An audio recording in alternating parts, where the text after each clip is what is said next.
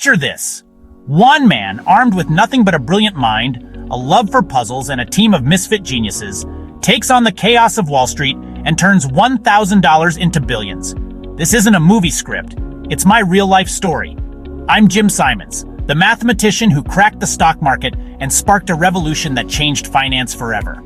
Welcome to this deep dive into The Man Who Solved the Market by Gregory Zuckerman, a book that unveils how I built Renaissance Technologies and the legendary Medallion Fund, a hedge fund that averaged 66% annual returns for decades. Over the next 2.5 hours, you'll join me on an epic journey through my life, from my days as a Cold War codebreaker to creating a financial empire that outsmarted Wall Street's biggest players. We'll explore the math, the drama, the controversies, and the legacy of a man who saw the market as a puzzle to solve. Whether you're a finance nerd, a data enthusiast, or just love a good story about beating the odds, this video is for you. So grab a coffee, settle in, and let's dive into my world and the quant revolution. Today, we're unpacking every layer of The Man Who Solved the Market, a book that's part biography, part financial thriller, and part masterclass in innovation. We'll trace my journey from a math prodigy to the founder of Renaissance Technologies, a hedge fund that redefined investing. You'll hear about the Medallion Fund's mind-blowing returns, the team of brilliant outsiders who made it possible, and how my ideas sparked the quant revolution that powers modern markets. We'll also dive into the challenges, controversies, and my impact beyond finance through philanthropy. This isn't just a story about money. It's about curiosity, persistence, and rewriting the rules of a game everyone thought they understood. Over the next 160 minutes, we'll break it down with stories, stats, and lessons you can apply whether you're an investor, a tech geek, or just fascinated by human achievement. And don't worry if you're not a math whiz. Zuckerman's book and this video make the complex stuff accessible. Let's get started. Before we dive in, a quick note. This is a long video, so feel free to use the timestamps in the description to jump to specific sections, but trust me, the full story is worth it. If you enjoy it, hit that like button, subscribe, and let me know in the comments what you think of my story. Ready? Let's go. Let's start with me, Jim Simons, a figure who was anything but your stereotypical Wall Street titan. I was born in 1938 in Newton, Massachusetts, and grew up in a middle-class Jewish family during World War II. The book paints a vivid picture of young Jim as a curious kid obsessed with puzzles and patterns. Whether it was solving math problems or tinkering with mechanical toys, I loved figuring out how things worked. That curiosity wasn't just a quirk, it was the foundation of everything I'd achieve. I was a prodigy from the start. At 17, I enrolled at MIT, diving into the world of pure mathematics. By 20, I had a bachelor's degree, and by 23, I earned a PhD from UC Berkeley in 1961. My doctoral work on geometry and topology, specifically something called minimal varieties, was groundbreaking. The book explains how my theorems helped lay the groundwork for string theory, a cornerstone of modern physics. I wasn't just smart, I was rewriting the rules of math. But my life took a wild turn in the 1960s during the Cold War. The book dives into my time as a codebreaker at the Institute for Defense Analyses, a secretive government think tank in Princeton. My job? Cracking Soviet codes. Picture me and a team of brainiacs huddled over encrypted messages, using math to uncover patterns that could give the US an edge in the Cold War. Zuckerman describes how I thrived in this high-stakes environment, decoding messages that could have changed history. It was intense, and it honed my ability to find order in chaos, a skill I'd later bring to the markets. After my code-breaking stint, I returned to academia, teaching at MIT and Harvard before becoming chair of the math department at Stony Brook University. There, I made more breakthroughs, like the Chern-Simons theory, which is still used in physics today. But by my late 30s, I was restless. The book captures this pivotal moment. I was in my 40s, a celebrated mathematician, but I wanted a new challenge. I started dabbling in trading, not because I loved money, but because the stock market was the ultimate puzzle, a chaotic, noisy system begging to be decoded. Unlike Wall Street's cigar-chomping traders, I saw the market as a mathematical frontier. Zuckerman's book does a brilliant job showing my personality. I was intense but approachable, with a dry wit and a chain-smoking habit. I didn't care about fancy suits or Wall Street's glitz. I wore rumpled shirts and drove an old car.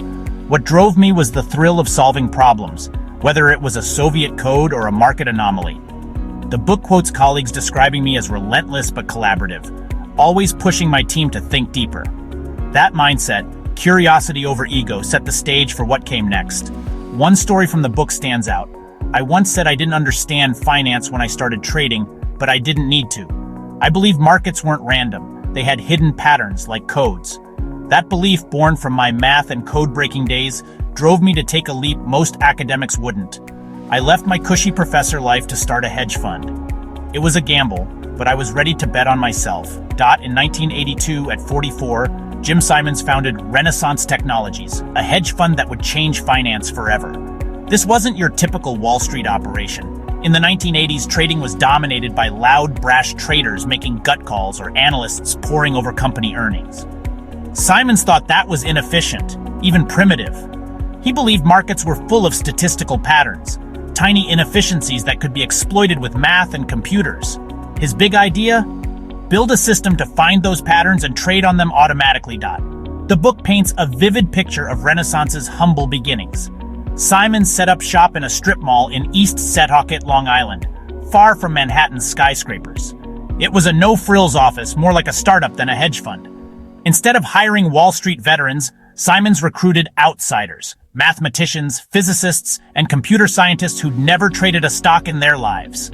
The book describes his early team as a band of nerds, united by a love for problem-solving. One key figure was Elwyn Berlekamp, a Berkeley professor and game theory expert. Berlekamp was a genius at probability, and Simons convinced him to join part-time. The book details how they started with commodities, gold, sugar, pork bellies, because their prices were less influenced by news and more by statistical trends. They'd collect decades of price data, hunting for patterns. For example, if sugar prices tended to rise after a specific sequence of drops, they'd build a model to predict and trade on it. It was tedious, groundbreaking work. But it wasn't all smooth sailing. The book dives into Renaissance's early struggles. Their first models were clunky, often losing money. In 1984, Renaissance had a brutal year, with losses piling up. Simons, used to academic success, was shaken. Zuckerman captures his self-doubt. Simons wondered if he'd made a mistake leaving academia. Investors were skeptical, and some team members clashed over how to fix the models. One story from the book shows Simons chain-smoking through late-night meetings, trying to keep morale up while the firm bled cash. The turning point came in the late 1980s. Renaissance hired more talent, like Leonard Baum, a mathematician who'd worked on speech recognition. Baum brought expertise in hidden Markov models, a statistical tool for predicting sequences. The book explains how these models helped Renaissance refine their approach, focusing on statistical arbitrage, exploiting tiny price discrepancies across markets.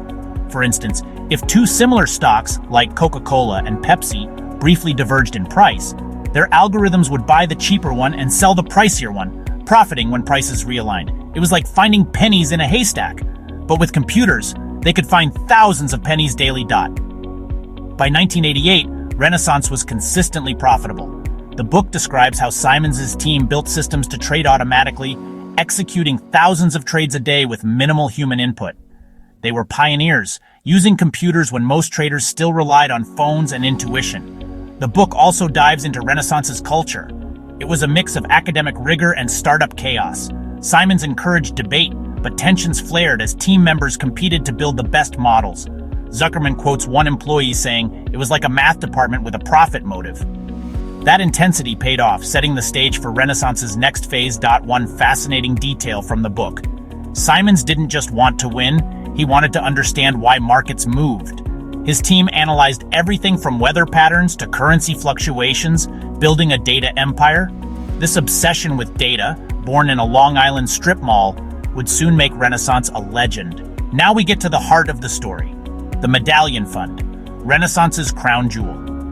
Launched in 1988, Medallion became the most successful hedge fund ever.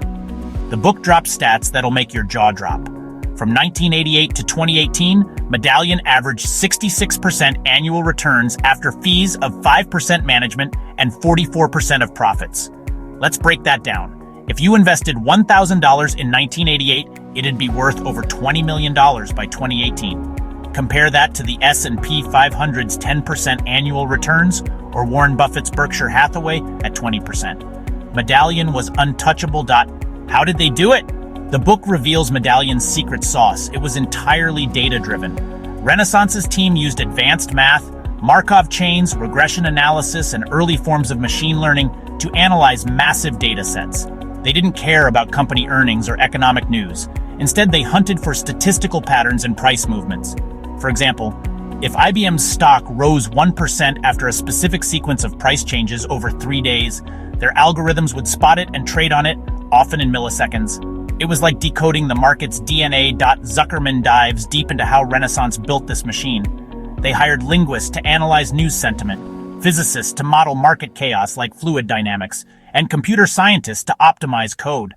By the 1990s, Medallion was trading thousands of securities, stocks, bonds, currencies, futures, across global markets. The book describes their system as a black box, so complex even Simons didn't fully understand every trade. But it worked, delivering consistent profits year after year, even during market crashes. One story from the book stands out. During the 1987 Black Monday crash, most funds got crushed, but Renaissance's early models held up, giving Simons confidence in his approach. By the 1990s, Medallion was a money-making machine. The book quotes an employee saying, "We were printing money." But there was a catch. Medallion's strategies worked best with limited capital. Too much money chasing the same inefficiencies would erase them. That's why, in 1993, Renaissance made a shocking move. They closed Medallion to outside investors. Only employees and their families could invest. By 2005, they even bought out early investors, refunding their capital with massive profits. The book explains why. Medallion's edge came from exploiting small, fleeting opportunities, arbitrage trades that vanished if too many people chased them. With just $10 billion in assets, Medallion could stay nimble. This secrecy added to its mystique, making it Wall Street's holy grail. Zuckerman also highlights the human element. Simons wasn't just a boss, he was a coach, pushing his team to innovate constantly. They upgraded their models yearly, adding new data sources like weather patterns or shipping records. The book describes how Medallion survived the 2008 financial crisis, taking a hit but recovering faster than most. It was proof their system wasn't just lucky, it was robust. Medallion's success wasn't about one big bet, it was about thousands of tiny, calculated ones. Jim Simons didn't just build a hedge fund, he sparked a revolution. The book argues that Renaissance's success changed Wall Street forever. By the 2000s, quant funds were everywhere. Citadel, Delaware Shaw, Two Sigma, AQR, all inspired by Simons's playbook, but none matched Medallion's returns. Why?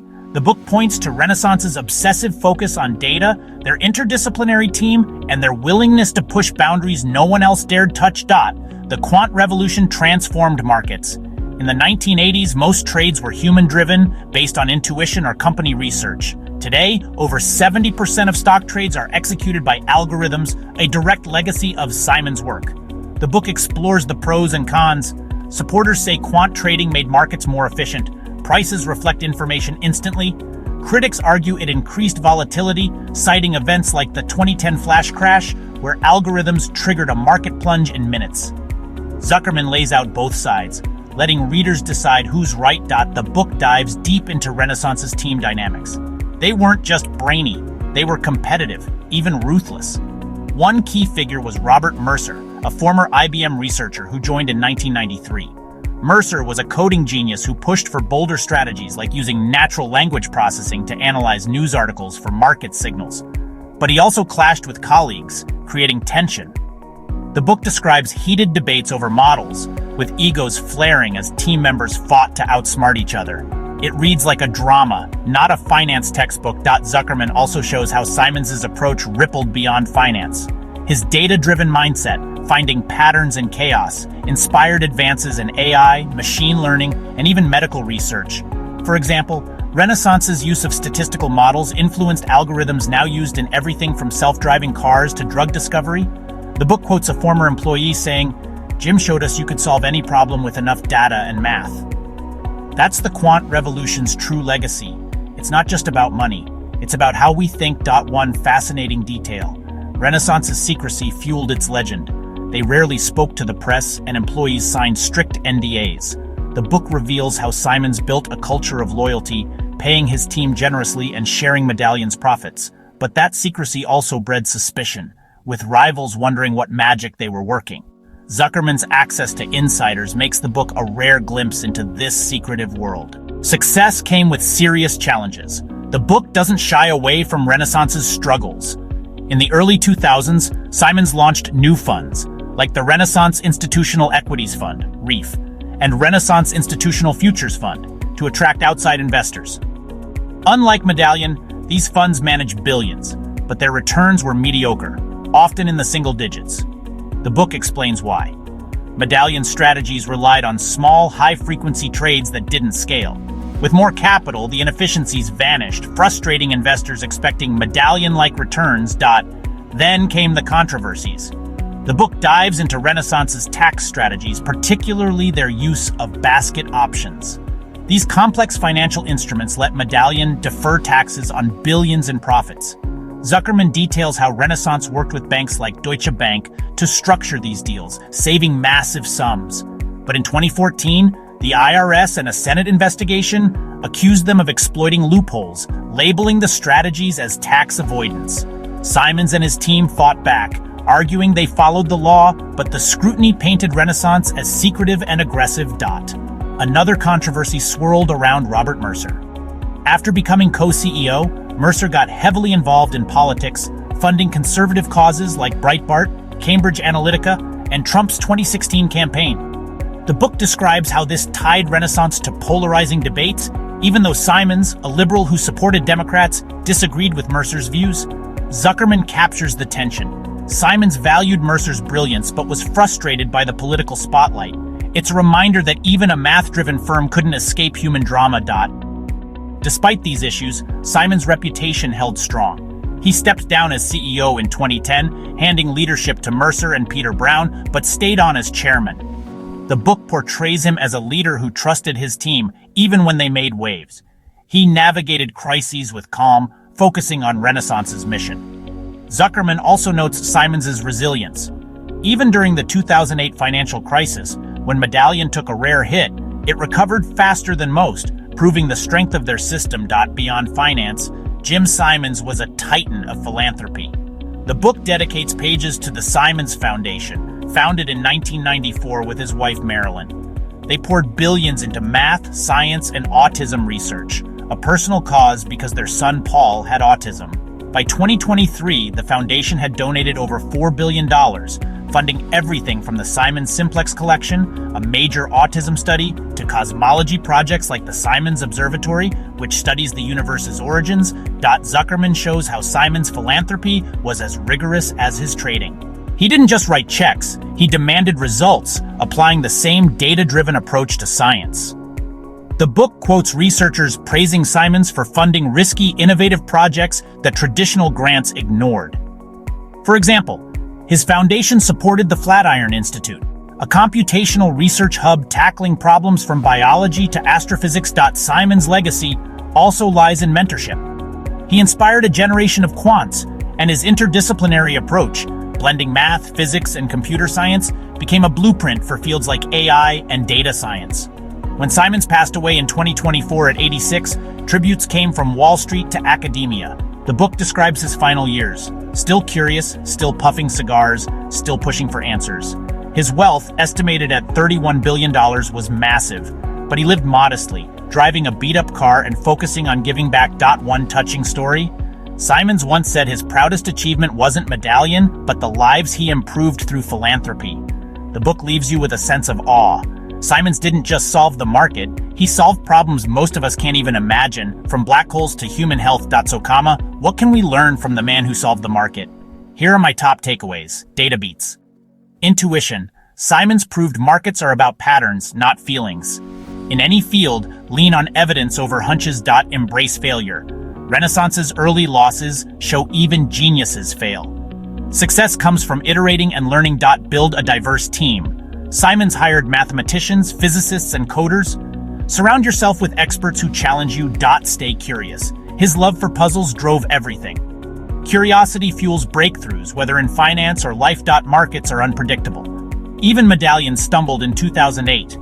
Stay humble and adapt to chaos. The book also teaches us about innovation's trade-offs. Quant trading made markets faster but riskier. It's a reminder to balance progress with responsibility. Whether you're trading stocks or building AI. Jim Simons didn't just solve the market, he redefined what's possible. The Man Who Solved the Market is a masterpiece of finance, drama, and human ambition. Gregory Zuckerman takes you inside a secretive world, blending complex math with gripping stories. Whether you're an investor, a tech enthusiast, or just love epic tales, this book is a must-read. Have you read it? Or are you inspired to grab a copy? Drop a comment below with your thoughts. If you enjoyed this 2-hour deep dive, smash that like button, subscribe, and ring the bell for more finance and investing content. Want more on quant trading, AI, or other finance books? Let me know what to cover next.